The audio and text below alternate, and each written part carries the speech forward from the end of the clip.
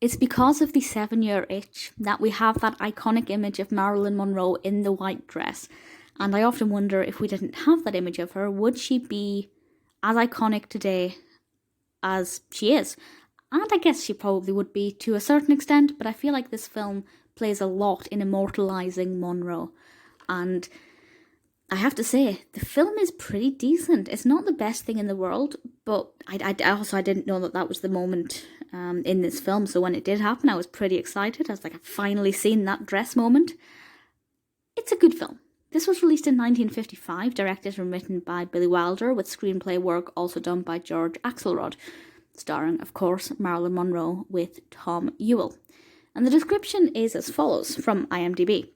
When his family goes away for the summer, a hitherto faithful husband with an overactive imagination is tempted by a beautiful neighbour. No prizes for guessing who this beautiful neighbour is. This is, of course, Marilyn Monroe, and her character is just called the girl, which I feel is very objectifying in the one sense.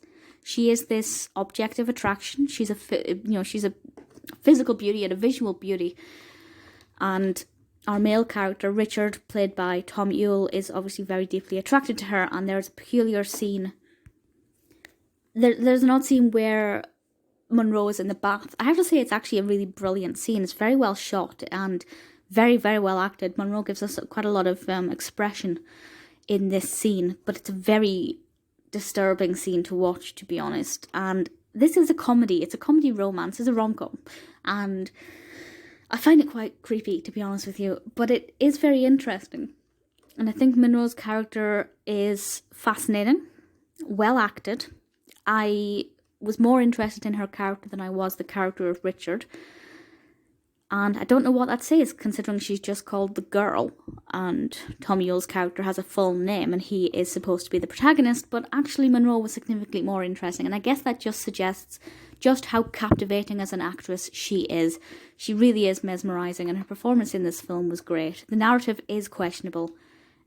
That's not to say it's not well done. It's very well executed. The pacing's great. The development of the characters within the narrative is very interesting, and we learn more about, for example, how clever Monroe's character is, and how, I guess, much of a puppy dog Ewell's character is. The film actually won Best Actor for Tom Ewell at the Golden Globes, which is obviously brilliant. Monroe was nominated for the Best Foreign Actress at the BAFTAs, didn't win, unfortunately.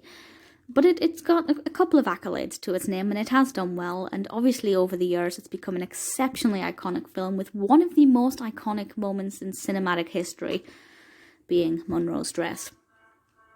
It really is a really engaging, entertaining film that I think is driven more by character than it is by narrative.